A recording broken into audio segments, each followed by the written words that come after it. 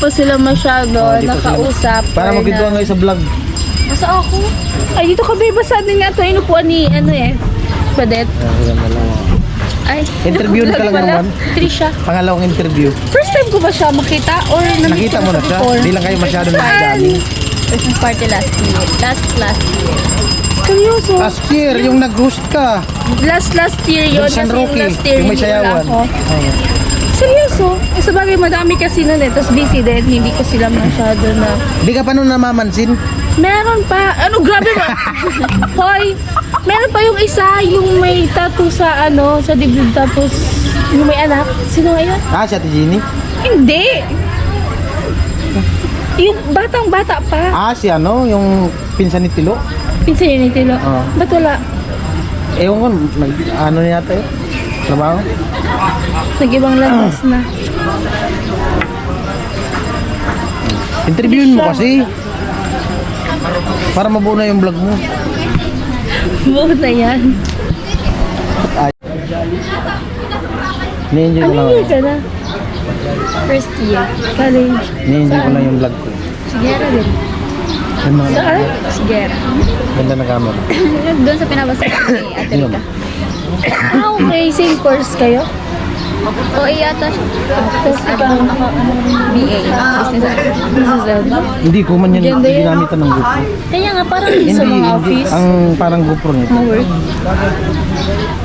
First year. Yeah, First good year. shit. So, 18 ka pa lang. Ay, ang ganda. Nag-18 pa lang or... Ito. Nag-18 last year. Ah, magna-19 ka na din Lang. ngayon. Magalaw yan pag Ah, vlog. so ano lang kami. Ahead lang ako ng isang year sa'yo. Hindi man magalaw. Magta-20 Naka-times one ako. lang yan, hindi ko man. Ikaw magna-19 this year. Kasi magkaedad lang kaya ni Ate Chinchi. Chin-chin. Edit kami. Tsaka si Badet. Medyo ahead sa amin si Ate Rica. Pero ilang years lang naman. 2? 1. Maganda. Ganda po. 1 year. Hindi, mas malinaw. Yung lugar kasi namin pinakamaliit na ano, na Barangay. Tapos Ah. basta ano, dadaanan pa yung Santo Domingo. Stabilized lang May Santo talaga. Domingo tapos papasok 5.6 pa. Doon kayo nababahay na po yun, Nani. Wala kasing stabilized. Tapos Doon sa Binawa. naka-wide. Naka-wide siya. Ay, so matagal ka na din. Kasi kung last year, nandun ka na. So, matagal ka na din. Hindi ka tulad nito nila, nung iba nila, Talina, this, ano lang, nung last year lang. 2 years na akong nag-vlog. Nauna akong blinag ni Kuya pala. Ako, ilang years na ba ako? Since 17, 18, 19, 3 years na, mag 4 years na. Pero mas matagal talaga si Ate Angge. Kasi wala siya ngayon. Kung Diba natuloy namit yung na island din natin, yun? Kuya Paul. Nandun din yun sa ano eh, sa Christmas party. Yung last year. Si BG nga, di nyo inaya, di pa kumakain. Hindi ko tanda yung mukha. Ano, mababa si Ate Angge. Medyo mababa na medyo tan yung skin niya. Tapos, Ngiri. kulot yung buhok niya na mahaba. Na, ay wala! Sino? Si Ate Angge, wala pala siya nung Christmas party Wala. nung last year. Wala. Ang nasa isip ko kasi nung ano pala, fiesta kila Kuya Noli. Testa yun nung nasa vlog ko. Nung nag-ano kami, Nung nakisayawan tayo, kasama mo papa wala mo. ka nun. Wala pa Kaya sila hindi niya pa namingit si Ate Angge. Pero pag si-search mo siya, makikilala mo, search mo sa YouTube, makikilala mo sa ano, sa vlog niya. Ah, di pa kayo nakita ni Anggi? Hindi niya pa na-meet. Nagtambo yun dun, yung matagal. Yung sila. Diba? Oo. Tapos sa Balatan kami kay Ate Rica, nagstay kami doon. Tagal. Ay, 1 week. Tapos another week naman sa site. Nung ginagawa yung bahay ni Chinchi. Wala naman na pagkain na. Vlog lang naman. Pero wala pa yung mango graham. Tilo, Tilo. Kumain ka? Dun sa Budel Fight. Bakit? Ikaw. Nakalimutan ko. Napasarap yung tambay ko sa Adio, Baybay. pang-snipe. Wala na pati atang ano. Damak, hindi makita. Okay lang yan. Gusto ko ano lang eh, yung something kahit konti lang na bago ako kumain ng mango graham. Takbo. Takbo. Ginahan mo, Doy. Sino yung mas close mo? Dito sa Angels. Wala kang close? Interview yan. Bakit? Hindi naman kasi na jamming talaga. Ay, hindi siya masyadong nakakasama sa mga... Wala man kasing yung jamming talaga, sin jamming talaga na yung halos araw-araw. Videoan mo daw, si Undoy. Ayun. Na, Bira may ka nakatupis. Eh, Magbe-brief daw.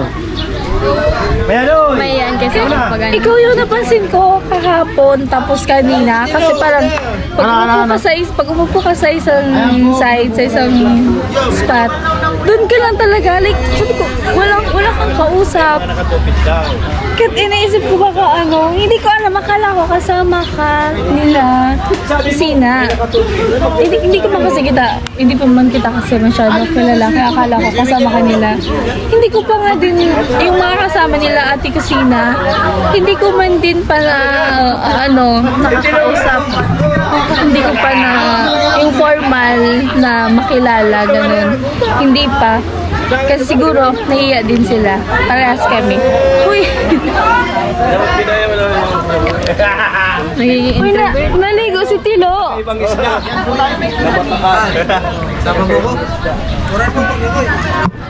So yun guys, tinatanong ko siya since hindi nga ako familiar sa kanya. Narinig ko lang before talaga yung pangalan mo kasi sinasabi nila kay Nolly, sinasabi ng Team Hawaii. Pero hindi ko alam yung story ng sila. yes, ng buhay niya. Kaya sabi ko sa kanya magkwento siya. Kaya magkukwento siya guys. Kasi sabi ko kung ano yung life niya before siya na-vlog. Kasi yun naman palagi yung sinasabi ni Kuya Nolly, di ba? Kapag merong mga kung ano yung buhay mo before nangyari yung mga ganito. Syempre kasi blessing yun malaking blessing.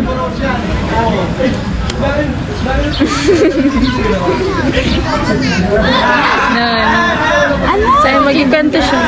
Umalis ka daw kasi muna. Oo, gamaya kasi mas malala yan.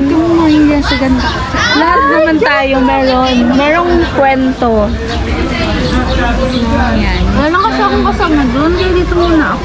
Bago ako na-vlog, si papa ko, nagtatrabaho pa lang siya dati doon lang sa malapit, sa LCC na po or Bato. Tapos, naranasan din namin na makitira sa mga lolo namin or lola bago namin napagpasyan na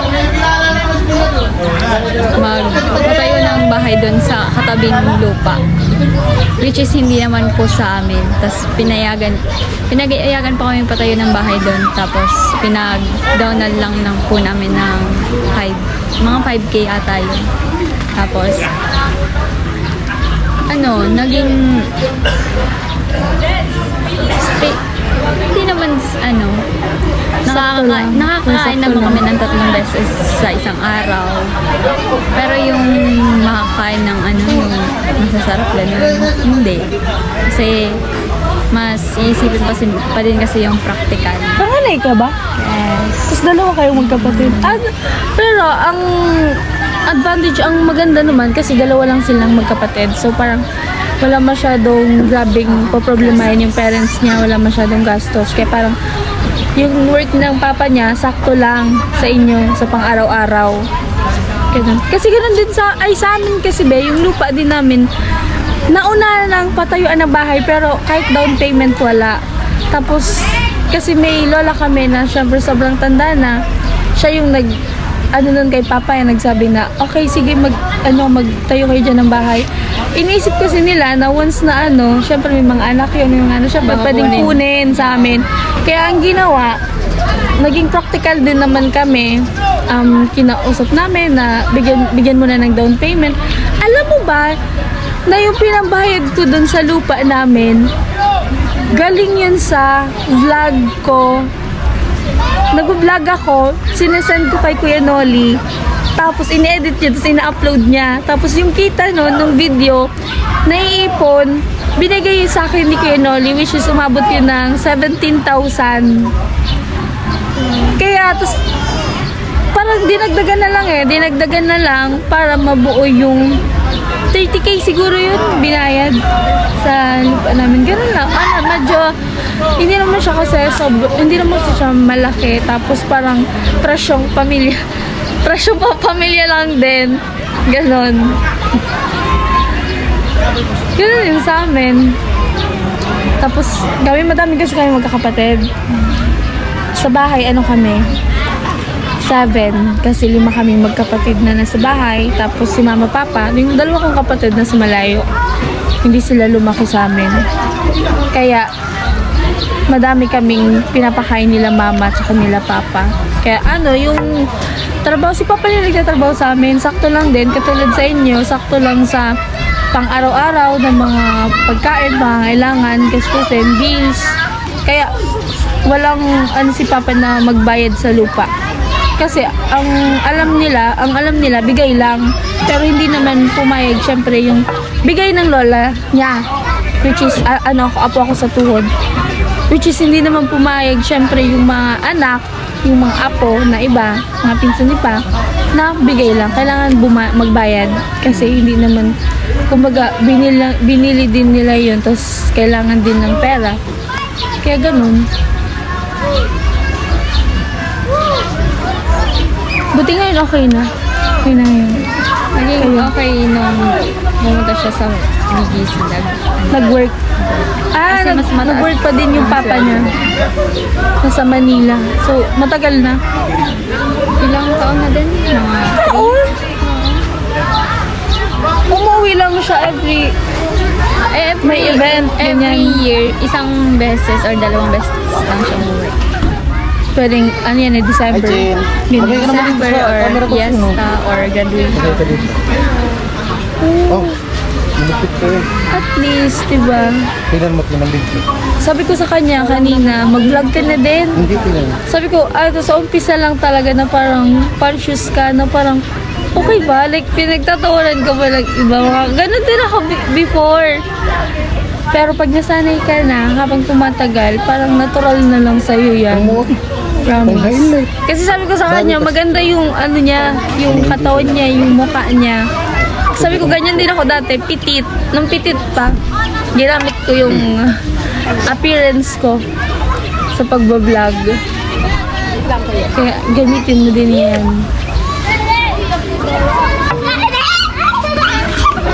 So yan, at least nakilala ko na si Trisha.